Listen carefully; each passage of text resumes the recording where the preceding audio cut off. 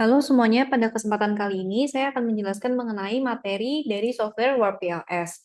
Nah, jadi WordPLS ini merupakan software statistik yang digunakan untuk pengolahan data pada model penelitian dengan metode Structural Equation Modeling atau SEM. Nah, WordPLS yang akan kita gunakan ini adalah WordPLS yang versi 8.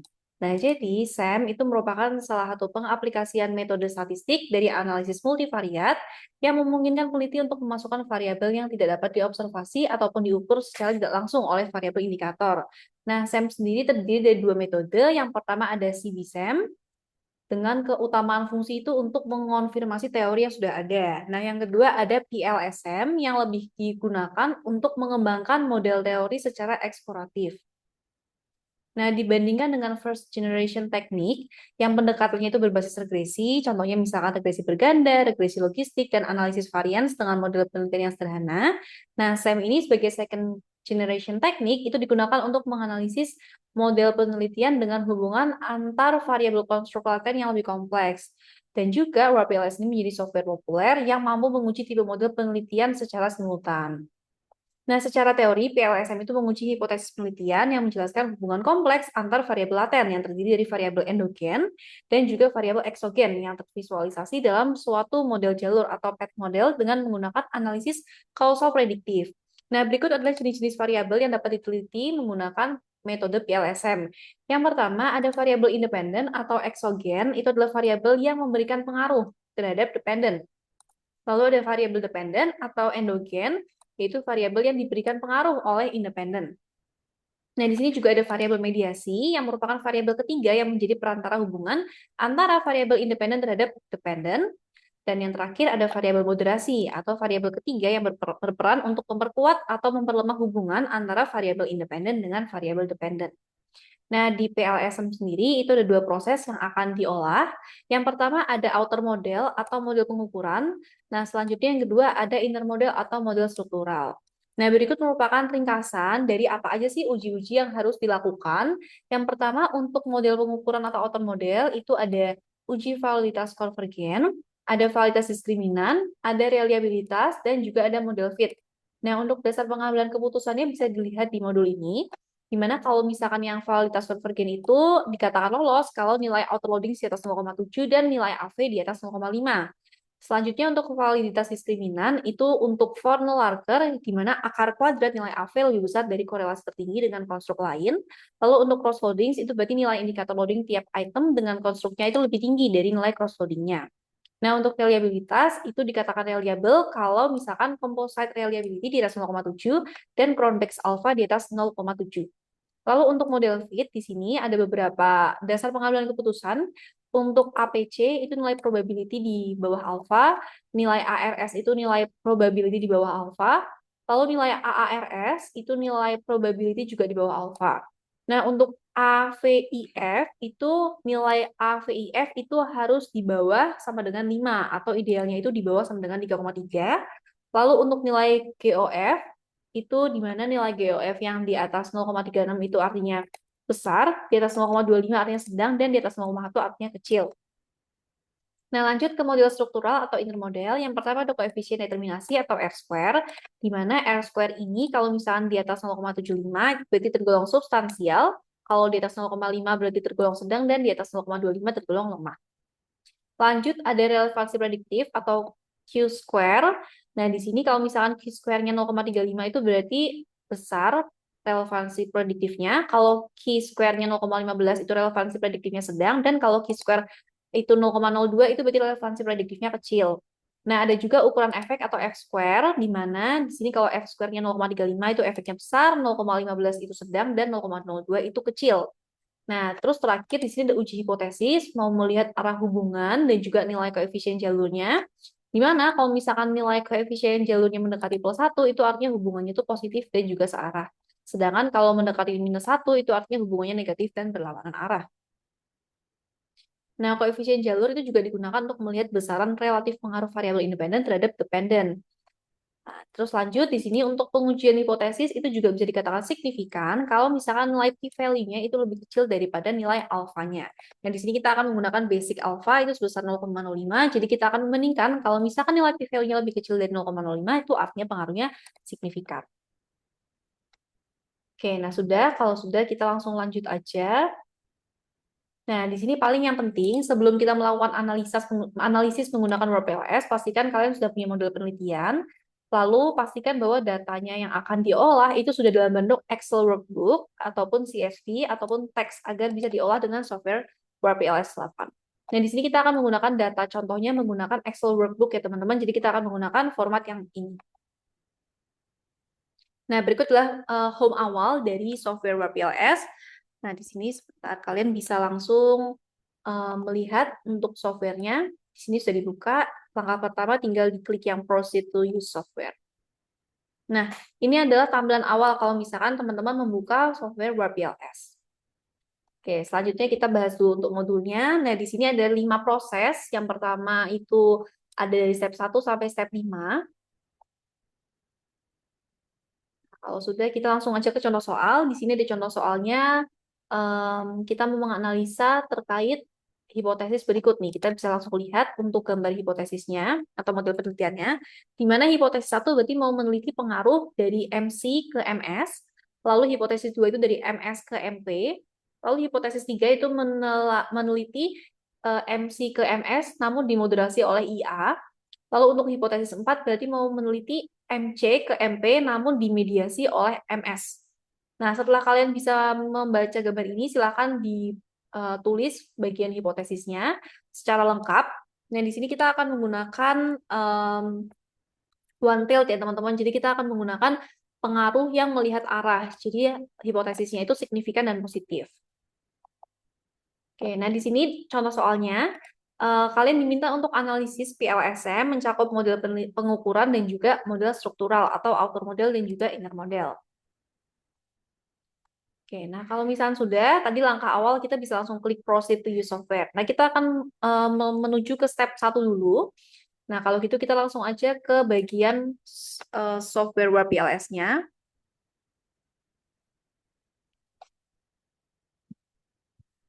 Oke, sebentar. Nah, kalau misalkan sudah, kita langsung aja untuk ikutin step by step-nya. Kita ke proceed to step 1. Selanjutnya, kalian create project file. Nah, kalau sudah, di bagian sini, save as type-nya pilih yang all files. Kalau sudah, kalian tinggal cari tuh tadi data kalian itu ada di mana. Kita ke this PC, downloads. Nah, oke, di sini datanya sudah ada ya, data modul WordPLS. Kalau misalkan sudah, tinggal kalian klik save. Nah, ini di yes aja. Oke, kalau sudah di oke, nah berarti step 1 sudah selesai teman-teman. Berarti kita sudah berhasil untuk memasukkan datanya. Nah, lanjut kita ke proceed to step 2. Kalau udah kalian read from file, kalau udah di sini untuk formatnya kalian ubah all files. Kalau sudah kalian klik lagi untuk data Excel tadi, yang data modul WordPLS. Kalau sudah kalian klik open. Kalau sudah klik OK.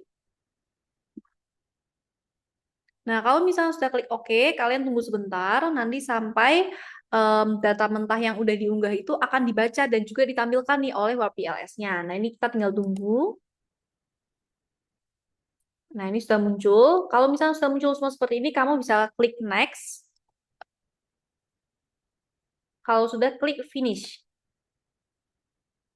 Kalau udah diklik OK, nah kalau udah kalian bisa cek nih apakah datanya itu sudah benar atau belum, lalu jumlahnya sudah benar atau belum, ada 75. Terus untuk variabelnya itu ada IA1, IA2, dan sekian. Nah kalau misalnya sudah benar langsung klik yes. Kalau udah klik OK. Nah berarti proceed to step 2 sudah selesai. Sekarang kita ke proceed to step 3. Kalau sudah, klik yang pre-process data. Nah ini ditunggu aja karena WordPLS-nya sedang memproses data kalian.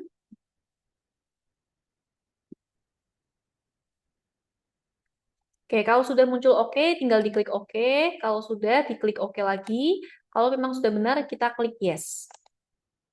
Nah, artinya proceed to step 3-nya sudah. Sekarang kita ke proceed to step 4. Kita klik yang define SM model. Nah, di sini adalah tempat canvas atau tempat kalian membuat ataupun menggambar model penelitian kalian. Nah, langkah pertama kalian bisa langsung ke klik menu latent variable options. Kalau udah klik yang create latent variable.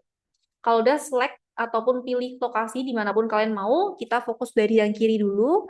Jadi kita akan membuat variabel MC dulu. Nah, di sini kita klik, kita masukkan nama variabelnya itu MC. Kalau sudah masukkan add indicators, ini diklik satu-satu manual ya teman-teman. Jadi kalian klik add, add, dan add. Nah, di sini karena MC terdiri dari 4 indikator, jadi kita masukkan 4-4-nya. Kalau misalkan sudah, kalian bisa klik save, lalu save latent variable settings.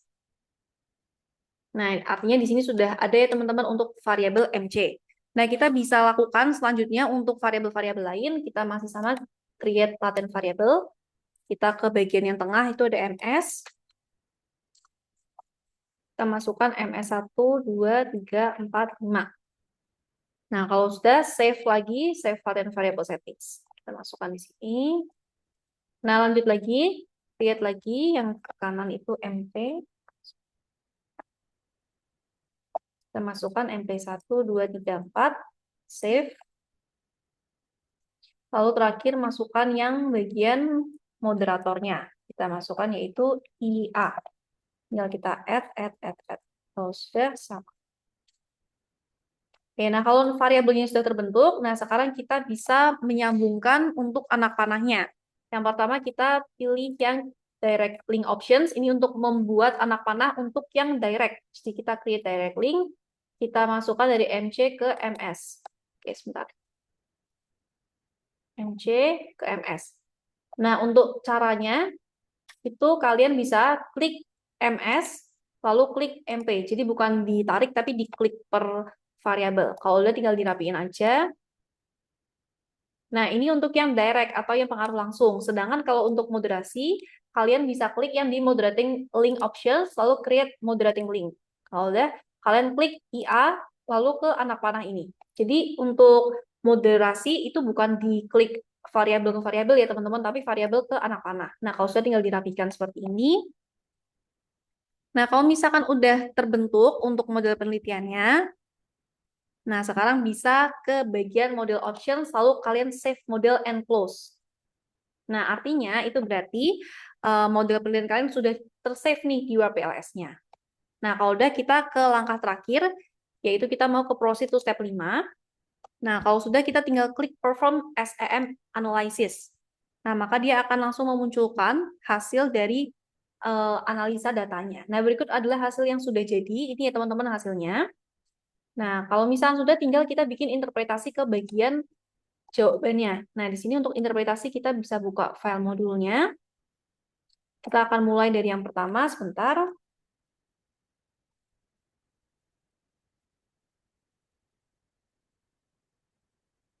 Nah, di sini aku akan bagi 2 layar supaya kita bisa lihat untuk interpretasi maupun untuk output yang ada di software. Oke, untuk yang pertama, outer model, kita akan membahas ke yang pertama dulu, yaitu uji validitas konvergen. Nah, untuk menampilkannya, kalian bisa klik view, lalu view indikator loading and cross loading, lalu pilih yang view combine loading and cross loadings. Nah, ini adalah hasilnya ya teman-teman. Nah, kalau misalkan kalian sudah dapat hasil output seperti ini, kalian bisa masukkan outputnya, lalu kalian bisa mulai untuk membuat interpretasi jawabannya. Nah, ini sebagai contoh. Nah, ini sudah saya pindahkan ke modul. Nah, kalau kalian perbesar, kita bisa lihat yang dikotakin merah supaya lebih gampang bacanya.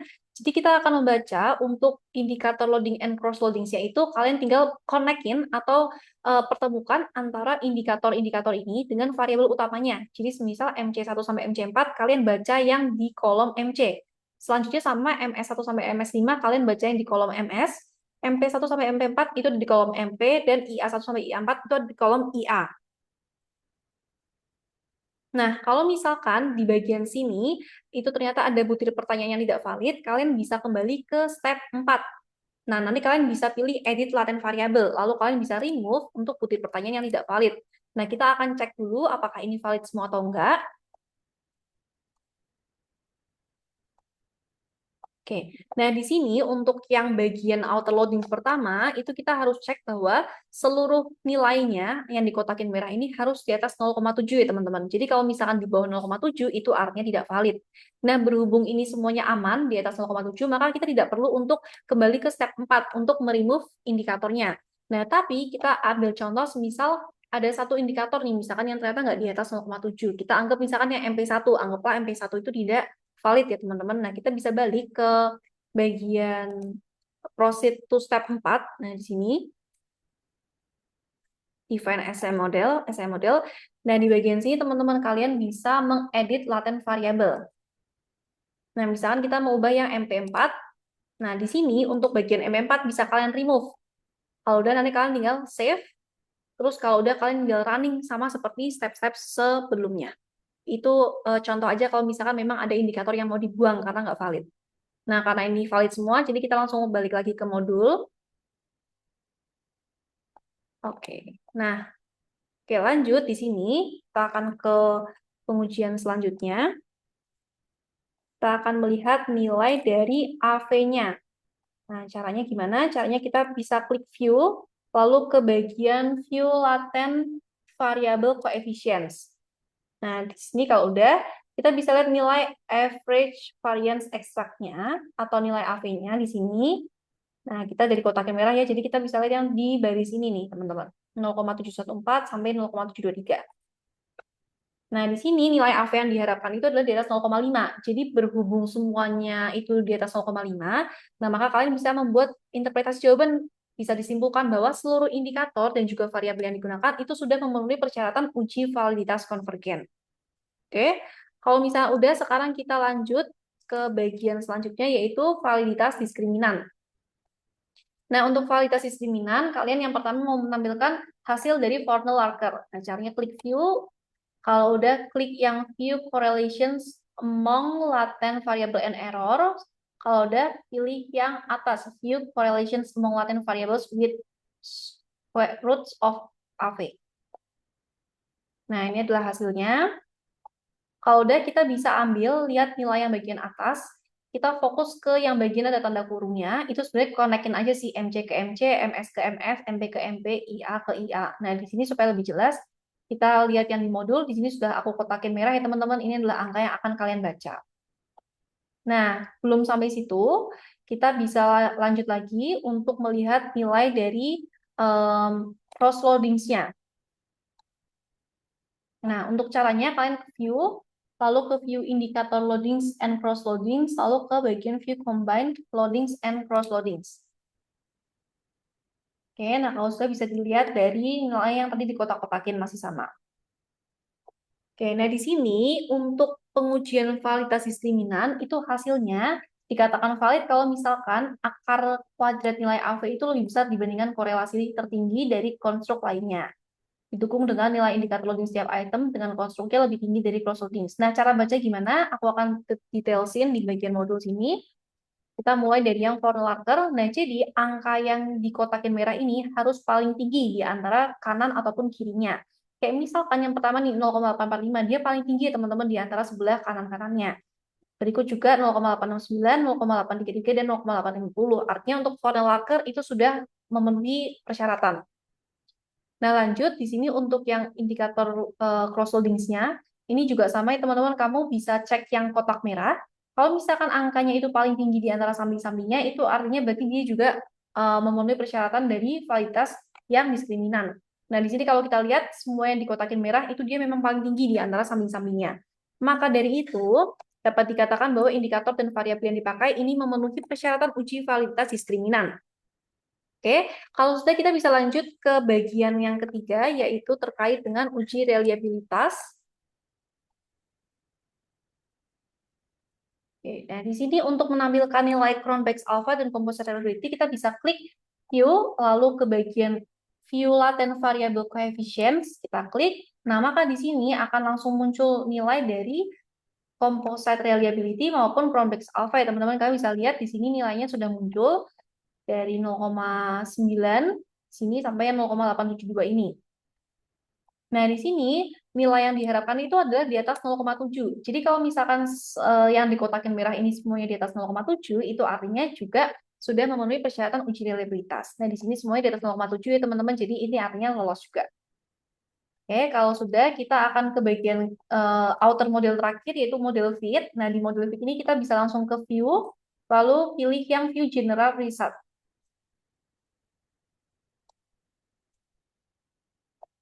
Oke, nah di sini udah muncul hasil-hasilnya. Nah, ada beberapa output yang akan kita ambil, tapi nggak semuanya ya teman-teman. Jadi yang pertama, kita akan mengambil nilai dari APC, ARS, AARS, AVIF, dan juga GOF. Jadi ada 5 yang akan diambil. Kita blok dulu. Nah, ini yang pertama ada APC, ARS, AARS, AVIF. Dan yang terakhir kita ambil yang nilai GOF ini.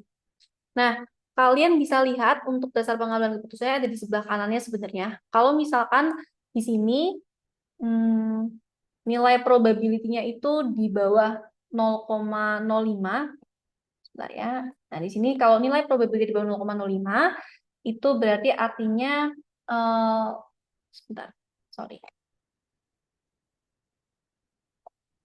Oke. Oke, nah di sini kan ada dua ya teman-teman. Ada nilai dari APC dan juga ada nilai dari probability. Nah di sini nilai probability itu di bawah 0,001. Sorry tadi ini bukan dasar pengambilan keputusan ya, ternyata ini adalah hasilnya. Di mana kita harus membandingkan secara manual. Jadi karena P-nya itu P-value-nya di bawah 0,001, itu berarti kan dia kan hampir mendekati 0,000 ya. Nah itu berarti kan di bawah 0,05. Nah, sama juga di sini nilai ARS-nya karena probability-nya itu di bawah 0,001 berarti di bawah 0,05 juga. Dan untuk nilai ARS dia juga probability-nya di bawah 0,001 yang artinya di bawah 0,05 juga. Nah, didukung juga dengan nilai AVIF. Di sini nilai AVIF-nya itu sebesar 1,359. Di sini acceptable if dia di bawah 5 ataupun idealnya di bawah 3,3. Nah, karena 1,359 ini di bawah 3,3, artinya ini juga lolos. Dan yang terakhir untuk nilai GOF atau goodness of fit, di sini nilainya adalah sebesar 0,65. Artinya dia large ya teman-teman, besar karena dia di atas 0,36. Nah, artinya karena keseluruhan atau lima-limanya ini memenuhi persyaratan, itu berarti artinya model penelitian telah memenuhi persyaratan model fit. Nah, untuk outer model selesai sampai situ. Sekarang kita akan bahas yang inner model. Oke, untuk inner model pertama, kalian bisa cek untuk koefisien determinasinya, bisa melihat nilai R-square-nya, caranya bisa ke view, lalu ke view latent variable coefficients. Nah, di sini kalian bisa lihat nilai R-square-nya. Di sini ada sebesar 0,524 dan 0,561. Artinya, untuk pengaruh MC dan IA ke MS itu pengaruhnya sebesar 52,4%. Dan untuk pengaruh MC, IA, dan MS ke MP itu berarti pengaruhnya 56,1%. Nah, tinggal kalian jelasin di bagian interpretasi ini ya. Nah, tinggal dijelasin bahwa untuk nilai R-square-nya berarti untuk variabel MC dan IA itu bisa menjelaskan variabel MS itu sebesar 52,4%. Nah, selanjutnya untuk variabel MC, IA, dan MS itu bisa menjelaskan variabel MP itu sebesar 56,1%. Tinggal diubah aja dari koma ke persentase. Nah, selanjutnya untuk bagian relevansi prediktif atau nilai Q-square, kita bisa ke view, lalu kita bisa ke view latent variable coefficients. Sebenarnya masih sama kayak tadi. Kalau udah kita bisa ambil nilai Q-square-nya, di sini ada nilai Q-square-nya, berarti untuk MS-nya 0,523 dan untuk MP 0,556. Nah, karena begitu kita tinggal jelasin di bagian modulnya bahwa untuk di nilai Q-square terhadap MS, itu dia nilainya sebesar 0,523. Yang berarti variabel MC dan IA itu memiliki relevansi prediktif ke MS itu sebesar 52,3%. Nah, sama aja karena di MP berarti sama aja variabel MC, IA, dan MS itu memiliki relevansi prediktif terhadap MP itu sebesar 55,6%. Jadi intinya dari jadi dari koma tinggal diubah ke persentase aja. Nah, sekarang kita lanjut ke bagian yang ketiga, yaitu terkait dengan ukuran efek atau nilai dari F-square. Oke, nah di sini juga sama, kita tinggal klik view, lalu pilih yang view standard errors and effect size for pet coefficients. Nah, kalau misalkan sudah, kita bisa lihat yang bagian bawah yang effect size for pet coefficient. Nah, di sini kita bisa lihat bahwa untuk yang bagian MS itu dia sebesar 0,561 dan untuk yang bagian sorry enggak, ini cara baca adalah ini kita konekin dari MC ke MS. Jadi konekin kolom dengan baris. Nah, untuk yang pertama MC ke MS itu kan 0,473. Artinya itu mau melihat effect size dari MC ke variabel MS. Nah, di sini hasilnya adalah 0,473. Nah, di sini karena di atas 0,35 itu berarti artinya ukuran efeknya itu adalah besar. Nah, hal ini juga sama, MS ke MP, kita bisa lihat nilai F-square-nya sebesar 0,561, artinya lebih besar juga nih dari 0,35, artinya berarti ukuran efeknya juga besar. Nah, lanjut ke bagian yang terakhir, ada uji hipotesis. Di sini kita bisa cek untuk uji hipotesisnya ke bagian view, lalu view path coefficients and p-values. Nah, ini untuk di bagian path coefficients dan juga p-values, kita bisa ambil outputnya dua-duanya untuk melihat pengaruhnya. Nah, ini nanti untuk yang indirect efeknya masih nanti, kita fokus ke yang bagian directnya dulu aja. Yang pertama, untuk bagian MC ke MS, kalian bisa lihat nih dari sini ya, MC ke MS, artinya path coefficientnya sebesar 0,659, dan untuk p-values-nya itu dia sebesar di bawah 0,001, atau sebenarnya artinya mendekati 0,000. Nah, kalian bisa lihat dua hal, kalau p-values-nya itu tadi dia di bawah 0,05 atau alpha, berarti pengaruhnya signifikan. Nah, karena path coefficients-nya itu dia positif, bukan negatif, maka pengaruhnya adalah positif. Nah, maka kalian bisa menjelaskan hasilnya bahwa hipotesis 1 itu hasil signifikan dan positif.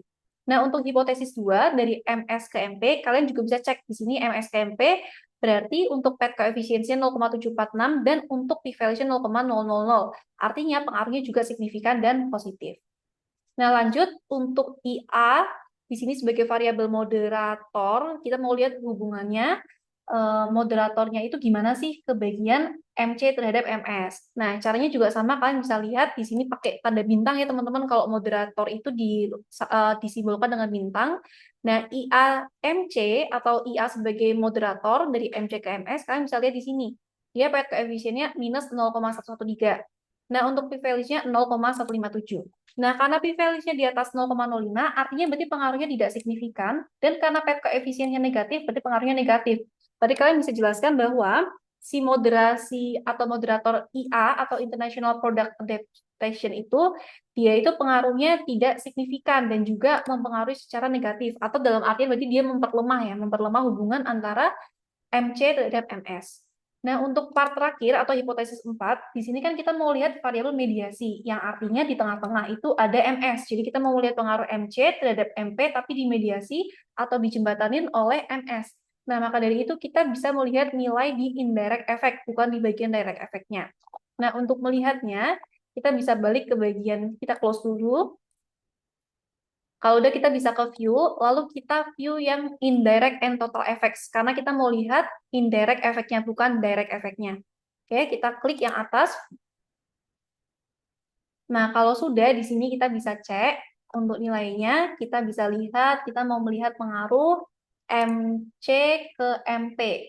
Nah, di sini bisa dilihat ya teman-teman, nilai MC ke MP itu 0,494 dan juga di sini 0,000. Kalau sudah, kita bisa langsung bikin di bagian interpretasinya. Berarti path coefficient-nya 0,494 dan untuk p-value-nya 0,000. Artinya pengaruhnya berarti signifikan dan juga positif. Nah, maka dari itu udah selesai semua, tinggal kalian jelaskan bahwa dari hasil pengujian hipotesis menunjukkan kalau seluruh hipotesis langsung dan tidak langsung itu memiliki pengaruh yang signifikan karena p-value-nya di bawah 0,5, kecuali di hipotesis ketiga. Karena di hipotesis 3 itu hasilnya tidak signifikan dan juga pengaruhnya negatif. Nah, kalau udah, ini adalah sumber bukunya ya, sumber kita mendapatkan dasar pengambilan keputusan dan juga untuk tutorial WPLS. Kalau sudah, berikut adalah penjelasannya ya dari untuk materi WPLS. Sekian dan terima kasih.